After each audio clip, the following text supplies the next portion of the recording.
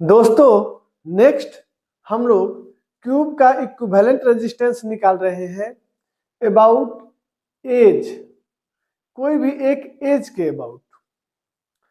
पहली बात जो आपको ध्यान रखना है, जो हमारा बैटरी होता है वह एसिमेट्रिक माना जाता है। क्यों? क्योंकि बैटरी के एक साइड में हायर पोटेंशियल होता है और दूसरा लोअर पोटेंशियल होता है। जब हम लोग सिमेट्रिसिटी के दौरान कोई भी इमेजिनरी लाइन और प्लेन सेलेक्ट करते हैं जो कि गिवन सर्किट को दो इक्वल हाफ्स में डिवाइड कर दे, मतलब दोनों हाफ एक दूसरे का मिरर इमेज हो जाए, उस समय कोशिश हमारी 100% होनी चाहिए कि वह प्लेन जो इस सर्किट को दो हाफ्स में डिवाइड कर रहा है उसी प्लेन में यह बैटरी भी लाई करे, ताकि यह भी हाफ हाफ डिवाइड हो। जब ऐसा होगा तो हम उस प्लेन को बोल देते हैं कि सर्किट के अंदर सिमेट्रिसिटी एग्जिस्ट करा रहा है।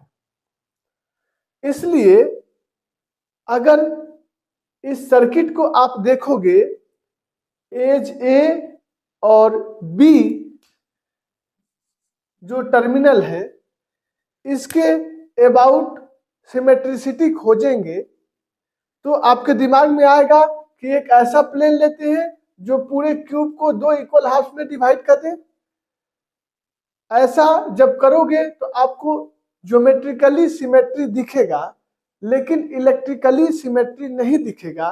कारण क्योंकि ये बैटरी का इधर हायर पोटेंशियल हो जाएगा, इधर लोअर, और इसके कारण बैटरी सिमेट्रिसिटी का कंडीशन होल्ड नहीं होने देगा इस प्लेन को, मतलब इलेक्ट्रिकल सिमेट्री यहाँ पे डिस्टर्ब हो जाएगी। इसलिए हम एक ऐसा प्लेन सिलेक्ट करते हैं जिस प्लेन में यह बैटरी भी लाई करेगा और इस क्यूब को हम टू इक्वल हाफ में डिवाइड भी कर देंगे।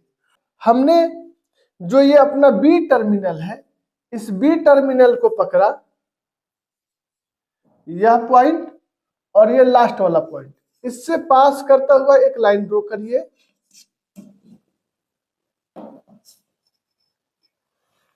इससे पास करता हुआ एक लाइन ड्रॉ करिए, मैंने किया।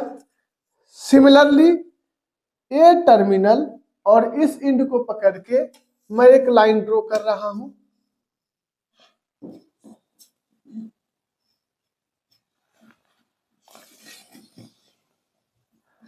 अब आप फील करिए कि यह एक प्लेन का आपको एक फेस दिख रहा है और प्लेन का ये दूसरा फेस दिख रहा है, तो आपको दिखेगा कि जो क्यूब है उसको ये बीचों बीच दो इक्वल हाफ में डिवाइड कर दे रहा है, और जिस प्लेन में यह बैटरी है उसी प्लेन में यह इंटरसेक्टिंग प्लेन भी लाई कर रहा है। अब दोनों सेम प्लेन में आ गए तो सिमेट्रिसिटी का कंडीशन फुलफिल हो गया, ज्योमेट्रिकली भी और इलेक्ट्रिकली भी।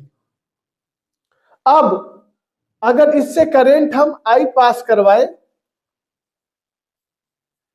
तो आपको पता चलेगा कि जिस प्लेन में ये करंट है उसी प्लेन में यह इंटरसेक्टिंग प्लेन भी है। तो इस प्लेन के अबाउट हम डिफाइन कर सकते हैं क्या? Folding symmetry. Folding symmetry. और फोल्डिंग सिमेट्री के कंसेप्ट में हम लोगों ने पढ़ा है कि फोल्ड करने के बाद जो नोड एक दूसरे को ओवरलैप करते हैं या एक दूसरे का मिरर इमेज होते हैं, उनका पोटेंशियल सेम होता है। तो देखिए, इस नोड का और इस नोड का ओवरलैप कराने पे यह एक दूसरे के ऊपर आ जाएंगे, तो इसका पोटेंशियल मैं मानता हूं x, तो इसका भी पोटेंशियल हो जाएगा x। सिमिलरली अगर हम देखें इस पॉइंट को, तो यह पॉइंट और यह पॉइंट फोल्ड करने के बाद एक दूसरे के ऊपर आ जाएगा, तो इसका पोटेंशियल अगर मैं y मानूं तो इसका भी पोटेंशियल कितना हो जाएगा, y। क्लियर हुआ। अब जब आप फोल्ड करोगे तब इस सर्किट का अरेंजमेंट कैसा होगा, हम उसे यहां बना रहे हैं। आप देखिए ये टर्मिनल ए है, हमने नाम दिया इस टर्मिनल का ए, और ये टर्मिनल बी है, हमने नाम दिया बी, और ए बी टर्मिनल के बीच में अपना बैटरी लगा हुआ है, V वोल्ट का हमने लगा दिया। अब ए और बी के बीच में यह रेजिस्टेंस आपको दिख रहा है, तो इस रेजिस्टेंस को हम बनाते हैं। जो रेजिस्टेंस बन जाएगा उसे हम लोग क्रॉस करते चलेंगे। इस पॉइंट और इस पॉइंट को जब हम एक दूसरे से ज्वाइन करेंगे तो यह रेजिस्टेंस और यह रेजिस्टेंस किस में हो जाएगा, पैरेलल में। तो हमने क्या किया, ये सारा पॉइंट अपना बी है, और बी के बाद ये पॉइंट का नाम देते हैं एक्स, और जब एक्स और बी के बीच में देखेंगे तो दो रेजिस्टेंस पैरेलल में है, वहीं दो रेजिस्टेंस यहां हम पैरेलल में दिखा रहे हैं। क्लियर है। सिमिलरली जब इस और इस नोड को ज्वाइन करेंगे तो यह दोनों रेजिस्टेंस हमें पैरेलल में दिखेगा, और यह नोड का नाम देंगे y, और फिर यहाँ दो रेजिस्टेंस क्या हो जाएंगे, पैरेलल में। तो अपना इस रेजिस्टेंस का काम हो गया खत्म, इस रेजिस्टेंस का काम हो गया खत्म, इस रेजिस्टेंस का काम हो गया खत्म, इसका भी। इधर आइए, जब आप इस दोनों नोड को कंबाइन किए एक ही पॉइंट से, तो यह और यह रेजिस्टेंस भी आपको दिखेगा पैरेलल में, y, और इसका नाम हम दे देते हैं f। तो y और f में एक यहाँ है, y और f में एक यहाँ रेजिस्टेंस है, दो। तो y और f में दो दो रेजिस्टेंस हो गए। तो ऊपर आइए, तो इसका हम नाम देते हैं f, और ये अपना है y, इसके बीच में दो रेजिस्टेंस पैरेलल में दिख गए, इसका नाम देते हैं g। वैसे ही x और x को ज्वाइन करिएगा तो x और g के बीच में, x और g के बीच में दो रेजिस्टेंस, तो यहाँ g नाम देते हैं, और यहाँ दो रेजिस्टेंस पैरेलल में, f और g के बीच में एक रेजिस्टेंस यहाँ पे है, दिख रहा है।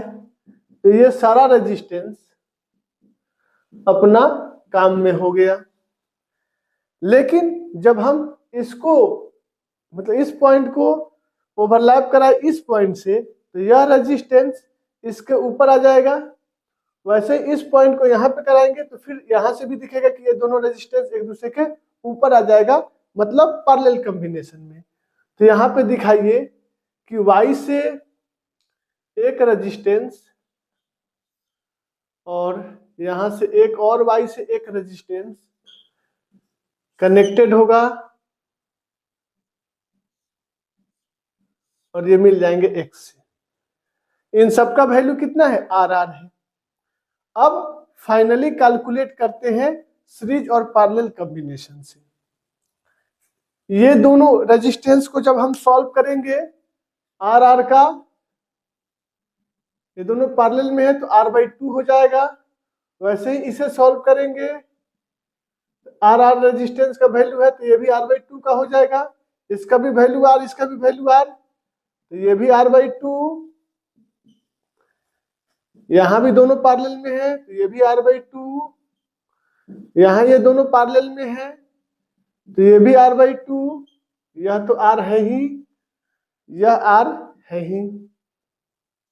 तो अब क्या हो गया, ये R/2 और ये R/2 और प्लस R, तो ये R/2 जोड़ेंगे तो R हो जाएगा, और यह एक R, कितना हो गया 2R। तो X और Y के बीच में एक रेजिस्टेंस हमें दिख रहा है 2R का। यह अपना नोड आ गया X, और यह क्या है, सॉरी यह है Y, और इधर है X। क्लियर है। फिर Y और X के बीच में एक रेजिस्टेंस अपना होगा R/2 का। फिर नीचे आइए तो ये r/2 यहाँ पे है और यहाँ r/2 है, यहाँ बना लीजिए। r/2 का एक रेजिस्टेंस है, यहाँ एक रेजिस्टेंस r/2 का है और यहाँ लगा हुआ है एक रेजिस्टेंस R का, और ये अपना हो गया बैटरी। ये सिंपल कन्वर्ट होके आ गया। अब केवल इसे ही सॉल्व कर लेना है, अपना आंसर आ जाएगा। दोस्तों ये अपना टर्मिनल है A और यह है B। क्लियर है? अब यहाँ पे देखिए ये दोनों पैरेलल में कनेक्टेड है, इनका इक्विवेलेंट निकालना होगा तो क्या करेंगे, 2R into r/2 upon 2R plus r/2। Solve करिए, 2r² 2 और यह एलसीएम हो जाएगा 2, 2 2 जा 4R प्लस R, 2 2 गया, कितना मिलेगा अपन को, 2r² अपॉन 5R कैंसिल हो गया, 2R अपॉन 5 और ये 2R अपॉन 5 इन दोनों के साथ फिर सीरीज में होगा, r/2 प्लस r/2 R हो जाएगा, प्लस यहां से अब सॉल्व करते हैं तो ये दोनों का वैल्यू हो गया R प्लस इसके साथ ये सीरीज में है 2R/5, कितना हो जाएगा, 5 प्लस 2 7R अपॉन 5 और 7R अपॉन 5 इस R के साथ पैरेलल में दिखेगा। इन सबको हटाएंगे, 7R अपॉन 5 लगाएंगे ए बी टर्मिनल के कॉरस्पॉन्डिंग, तो ये क्या दिखेगा पैरेलल में, तो R A B equivalent resistance कितना हो जाएगा, 7R upon 5 into R upon 7R upon 5 plus R, क्या हो जाएगा 7R² अपॉन 5 और ये हो जाएगा 12R अपॉन 5, ये कैंसिल हो गया, 7R अपॉन 12, यह अपना हो गया फाइनल R इक्विवेलेंट का वैल्यू एज के अबाउट क्यूब का।